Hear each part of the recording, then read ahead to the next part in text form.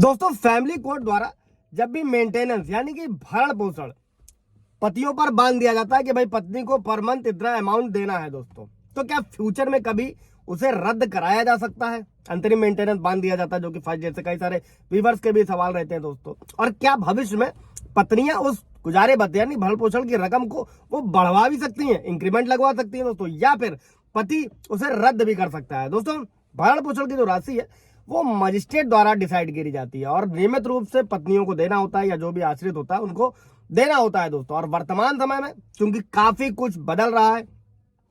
महंगाई के स्तर भी और लोगों का रोजगार भी दोस्तों, अब प्रश्न सवाल ये उठता है दोस्तों कि अगर महंगाई बढ़ जाती है, देखिए दोनों पे फर्क पड़ता है, अगर महंगाई बढ़ जाती है तो क्या भरण पोषण के भत्ते में इंक्रीमेंट लग सकता है या लगाया जा सकता है? और दूसरा सवाल ये है कि अगर भरण पोषण, मान लीजिए जो भरण पोषण देने वाला है व्यक्ति, अगर वो पति है, अगर वो बेरोजगार हो जाए तो क्या ऐसी स्थिति में भी उसे गुजारा भत्ता मेंटेनेंस पत्नी को देना पड़ेगा, उसका भुगतान करना पड़ेगा, या फिर उसे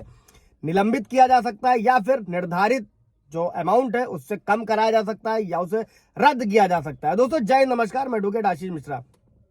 लाइक कर दीजिएगा, शेयर कर दीजिएगा, सब्सक्राइब कर दीजिएगा, ताकि ये इन्फॉर्मेशन, ये धारा जो भारतीय नागरिक सुरक्षा संहिता की धारा 146 में व्यवस्था करी गई है, लोग इससे अवगत हो सके और इसको समझ सके और इसको जान सके दोस्तों। ऐसी किसी भी सिचुएशन में दोस्तों, अगर धारा 144 के भारतीय नागरिक सुरक्षा संहिता की धारा 144 जो पहले सीआरपीसी 125 था दोस्तों, और इसमें अंतिम दिया गया जो भी आदेश है, आदेश के कारण अगर कोई व्यक्ति मासिक मेंटेनेंस यानी मंथली मेंटेनेंस भत्ता या फिर अंतरिम भत्ता जो भी दे रहा है और उसकी आर्थिक स्थिति में परिवर्तन हो जाता है, अर्थात मान लीजिए किसी कारण से वो व्यक्ति, वो पति बेरोजगार हो जाए, सैलरीड है, सैलरी ना आए, या फिर व्यापार में कमी आ जाए, या नौकरी पैसों में बढ़ोतरी हो जाए, ये भी देखिएगा, ये पॉइंट भी समझने वाला है कि अगर बढ़ जाए, या फिर व्यापार में या जो बिजनेस कर रहे हैं उनका बहुत ज्यादा मुनाफा होने लगे, तब मजिस्ट्रेट के द्वारा इस धारा के अंतर्गत दोस्तों परिस्थितियों को देखते ही भरण पोषण या अंतरिम भरण पोषण के आदेश में परिवर्तन किया जा सकता है दोस्तों। कोई सवाल जवाब होगा तो कमेंट में पूछिएगा, क्लियर किया जाएगा दोस्तों।